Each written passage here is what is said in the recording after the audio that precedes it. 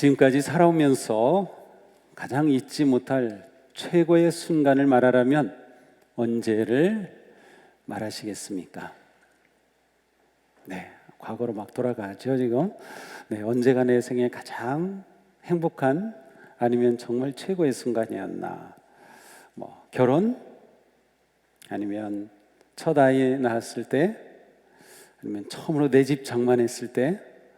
아니면 또 신앙적으로는 예수님 만났을 때? 각자 그러한 경험이 있을 것 같습니다. 만약 베드로, 야고보, 요한에게 예수님이 십자가에 달리시기 전까지 예수님과 함께 동행하면서 가장 놀라운 그러한 순간이 언제였냐고 물어본다면 바로 오늘 우리가 읽은 이 말씀, 이 순간이었다고 대답할 것 같습니다. 왜냐하면 그 순간 그들은 그곳에 영원히 머물고 싶어 했기 때문이에요. 오늘 말씀은 이렇게 시작되죠. 엿새 후에. 그렇다면 여기에는 엿새 전에 뭔가 중요한 일이 있었다는 그런 의미가 암시되어 있어요. 엿새 전의 일은 무엇일까요? 바로 앞에 있는 마태복음 16장의 일입니다. 마태복음 16장은 마태복음 전체에서 아주 중요한 자리에 분수령이라고 할 수 있어요. 쫙 올라가다가 쫙 꺾이는 그러한 자리입니다. 여기에는 예수님의 지금까지 복음 사역이 쫙 올라가다가 방향을 분명하게 전환하는 그러한 중요한 사건이 있습니다. 예수님은 제자들에게 아주 의미심장한 질문을 던졌어요. 너희는 나를 누구라 하느냐? 그냥 평범한 질문이 아니죠. 이때 시몬 베드로가 대답합니다. 주는 그리스도시요 살아계신 하나님의 아들이십니다. 예수님은 이 베드로의 고백을 너무나도 기뻐하셨어요. 그리고 칭찬해 주시죠. 바요나 시몬아 내가 복이 있도다. 이를 내게 알게 한 이는 혈육이 아니요 하늘에 계신 내 아버지시니라. 예수님이 하나님의 아들이시고 그리스도시다라는 이 고백은 예수님의 질문에 대한 완벽한 정답이었습니다. 예수님이 너무나도 기뻤던 거죠. 이 기념비적인 고백은 이후에 모든 그리스도인과 모든 교회의 표준 고백이 되었습니다. 예수님은 베드로에게 말씀하셔요. 너 베드로다. 내가 이 반석 위에 내 교회를 세우리니 음부의 권세가 이기지 못하리라. 내가 천국 열쇠를 네게 주리니 내가 땅에서 무엇이든지 매면 하늘에서도 매일 것이요 내가 땅에서 무엇이든지 풀면 하늘에서도 풀리리라. 이처럼 이러한 엄청난 복을 받은 겁니다. 예수님은 베드로의 이 고백 위에, 이 믿음 위에 교회를 세우시겠다고 선언하셨고 천국의 열쇠를 주겠다고 말씀하셨어요. 자, 이렇게 끝났다면 정말 해피엔딩이겠죠. 그런데 예수님은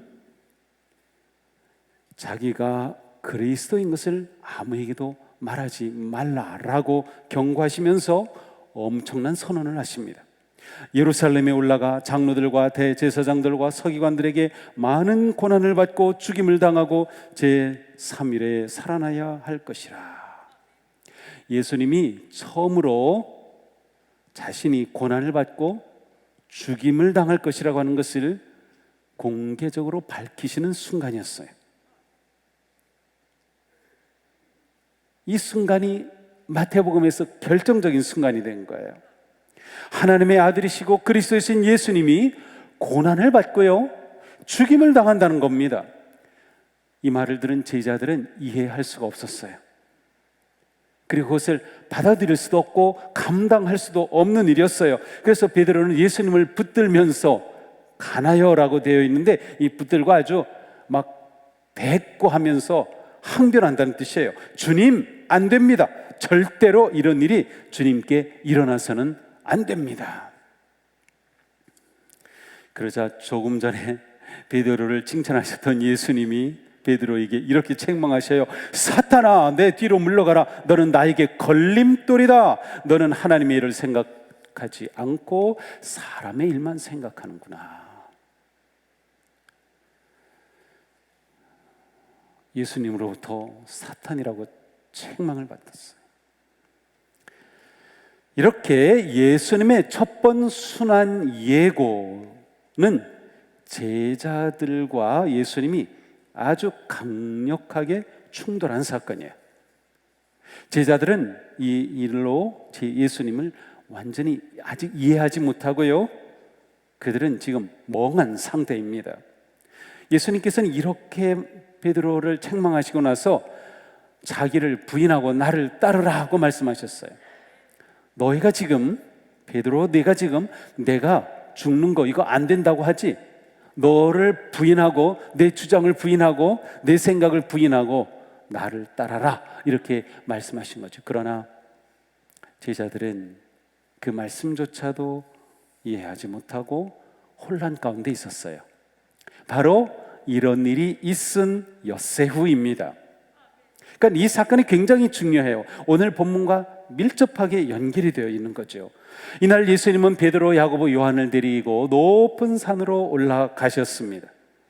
모세가 아론, 나답, 아비후 세 사람을 데리고 시내산에 올라갔고요, 그리고 그곳에 올라갔을 때 하늘에 구름이 덮이고 하나님의 엄청난 영광이 임한 그러한 사건이 있었는데, 바로 그것을 연상케 하는 모습이죠.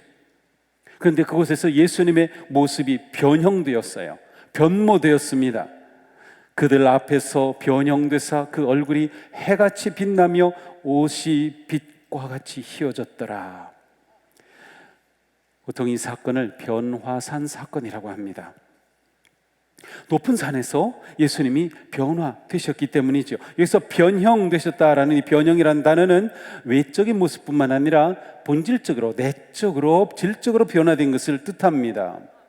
예수님은 완전히 다른 모습으로 변형되신 거죠. 그러나 사실 가만히 생각해 보면 예수님은 원래 하나님의 아들이셨고 인간의 몸을 입고 이 땅에 오셨어요. 그러니 예수님이 질적으로 변화될 이유는 없어요.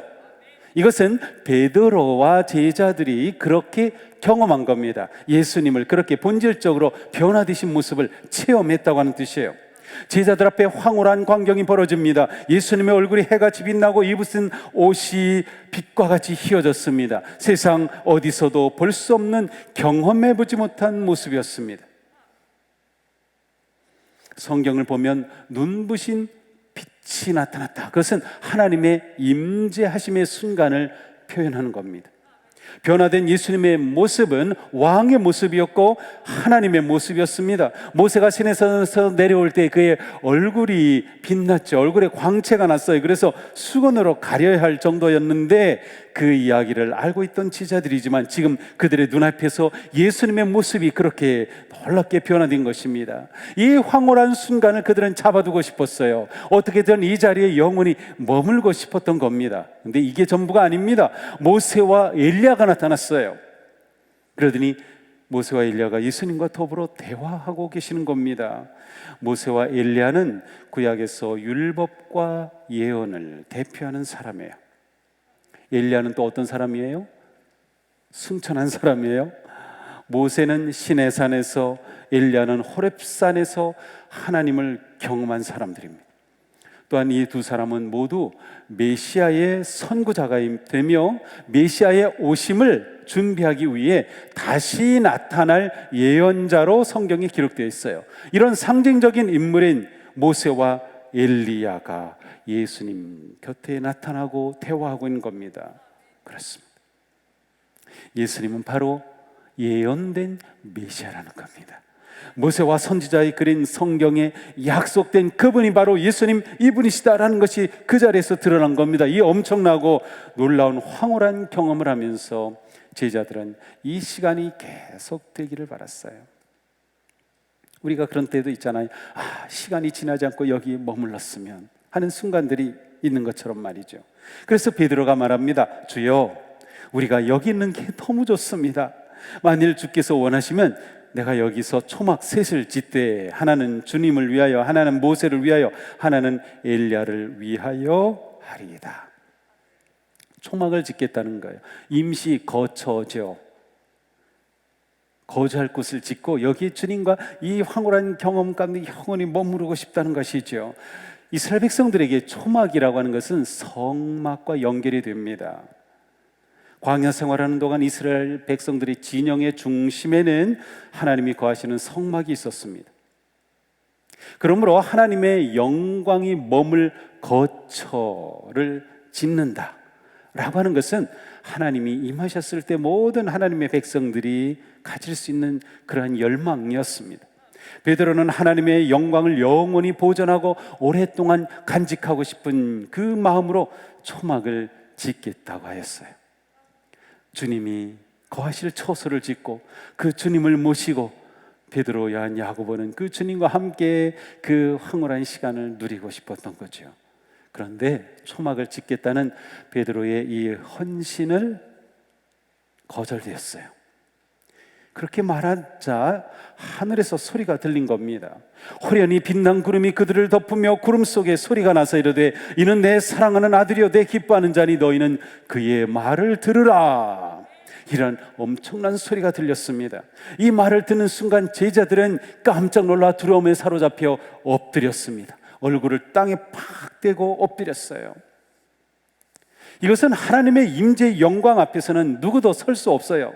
엎드릴 수밖에 없는 거죠. 하나님의 영광을 감당할 사람은 아무도 없기 때문이죠. 제자들은 예수님이 하나님의 아들 메시아심을 그 영광 가운데 보았습니다. 그것은 하나님의 영광이었고 영광스러운 모습으로 변형되신 그 자리에서 하늘의 소리가 들렸던 거예요. 예수님은 하나님의 영광을 지니신 분, 하나님의 아들 메시아 곧 예수 그리스도와 그분이 하나님이심을 드러내는 순간이었죠. 제자들은 그 앞에 두려워 엎드렸습니다. 네, 예수님께서 손을 대시며, 손을 대셨다. 저는 이 표현이 너무나도 좋았어요. 손을 대시며, 주님께서 나에게 손을 대시며 말씀해 주신, 이렇게 안수할 때 저는 항상 그런 마음을 해요. 주님이 손을 대고 안수하신다, 그런 마음 말이죠. 일어나라, 두려워하지 말라. 이제 제자들은 주님이 일으켜 세우심으로 이제 이 황홀한 영광에 머물도록 초막을 짓는 것이 그들의 일이 아니라 하나님의 사랑하는 아들인 예수 그리스도 그분의 말씀을 듣는 것이 그들의 일이어야 한다는 것을 보여주는 거예요. 우리는 주현절기를 시작하면서 그 주현주일 첫 주일에 예수님의 세례 사건을 보았습니다. 이것은 예수님의 취임식과 같다고 했어요. 세례식을 통해서 예수님이 공적으로 자신을 드러내셨어요. 그런데 그때에도 하늘에서 음성이 들렸죠. 이는 내 사랑하는 아들이다. 내가 그를 기뻐하노라. 자, 그런데 오늘 우리가 보는 이 예수님의 변모 사건에서도 똑같은 음성이 들린 겁니다. 이는 내 사랑하는 아들이요 내 기뻐하는 자라.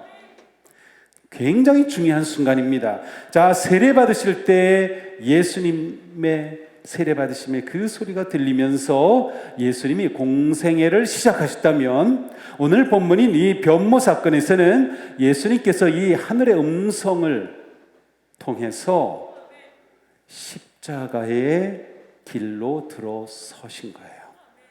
이게 중요합니다. 이제 예수님의 여정은 십자가를 향해 내려가는 여정입니다.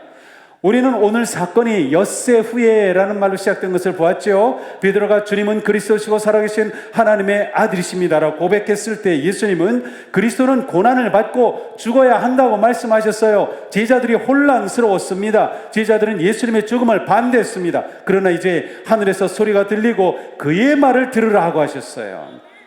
예수님의 순환과 죽음의 길을 따르라는 말씀입니다. 그것이 하나님의 뜻이라는 말씀입니다. 고난과 죽음이라는 아버지의 뜻을 예수님께서는 받아들이셨고요, 제자들에게 그것을 선포하셨던 겁니다. 근데 제자들이 그것을 받아들이지 못한 거죠. 이 변화산 사건을 통해서 예수님이 진짜 하나님이심을 보여주실 뿐만 아니라 다시금 음성이 들리면서 하나님께서는 아들이 아버지의 뜻을 따라 십자가의 길에 들어서기로 선언하셔서 그 아들을 기뻐하신다라고 음성을 들려주신 겁니다. 오늘 말씀을 통해 우리는 예수님이 누구이신가를 먼저 보게 됩니다. 그렇습니다. 하늘이 선포하고 확증해 주신 그 사건을 통해 예수님은 누구신가? 우리에게 예수님은 누구이십니까? 우리에게 예수님은 어떤 분이신가요? 우리는 예수님의 길을 따르며 그분에게 순종하고 있습니까? 우리는 예수님이 하나님의 아들이심을 믿고 고백하고 있습니까? 예수님이 메시아 그리스도시라고 우리는 분명히 고백합니까? 예수님이 나의 구세주가 되시며 생명의 주가 되심을 확신하고 있습니까? 예수 그리스도님에 대한 우리의 이 고백은 말로 끝나는 것이 아닙니다. 하늘에서 들린 음성, 너희는 그의 말을 들으라. 이 말씀에 우리는 주목해야 합니다. 이는 주님의 말씀에 따르고 순종하라는 명령이에요. 주님의 음성 듣기를 즐거워하며 그 말씀대로 순종하기에 힘쓰라는 말씀이죠. 이것이 신앙생활입니다. 아무리 엄청난 경험과 영광이라도 다 지나가고 마는 것입니다. 예수님을 놓치면 아무것도 아닙니다. 그 변화산 산상에서 그 엄청난 순간이었지만 나중에는 오직 예수님만 홀로 남았어요. 그 예수님 놓치면 안 되는 거죠. 진정한 영적 체험의 결론은 주님의 음성을 듣는 것입니다. 예수님은 말씀하셨어요. 내 양들은 내 음성을 알아듣는다. 나는 내 양들을 알고 내 양들은 나를 따른다. 베드로 사도는 베드로 후서 1장에서 자신이 오늘 본문에 예수님을 이 변화산상에서 변화된 그 예수님을 경험한 그 체험 이야기를 해주고 있어요. 그런데 이 이야기를 보면 이 베드로는 모세를 언급하지 않아요. 엘리야를 언급하지 않아요. 예수님의 모습이 그렇게 빛났다 그런 것 전혀 언급하지 않아요. 단 하나만 언급합니다. 그것은 영광 중에 나타난 하나님의 그 음성, 하늘의 소리가 들렸다. 바로 그것만을 언급하고 있습니다. 왜 그렇습니까? 예수님이 누구이신지 확정해 주신 그 음성, 그의 말을 들으라.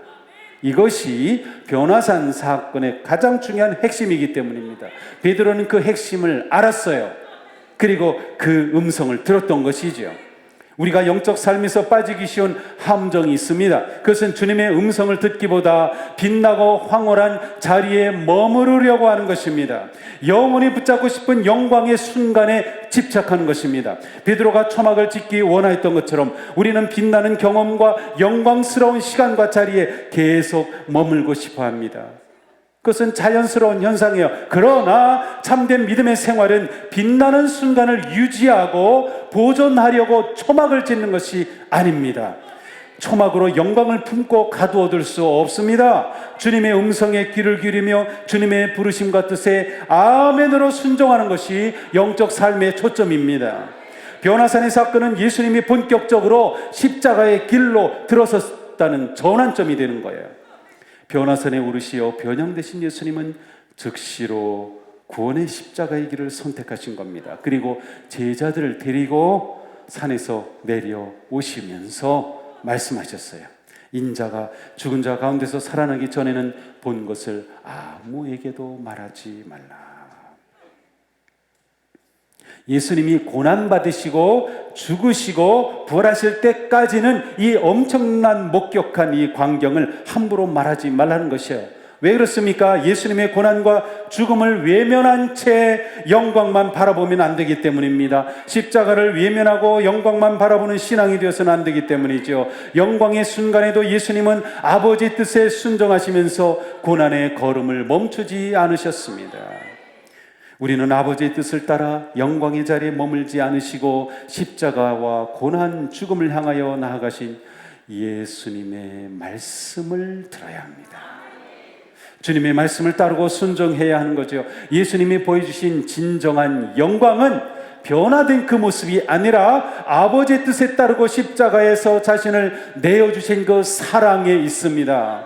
산 위의 경험에 매이지 아니하고 주님의 말씀에 따라 십자가의 길을 걷는 것이 그리스도인의 영광입니다. 주님의 영광은 우리가 지은 초막이 아니라 주님의 말씀을 듣고 순종하는 삶의 현장에서 나타납니다.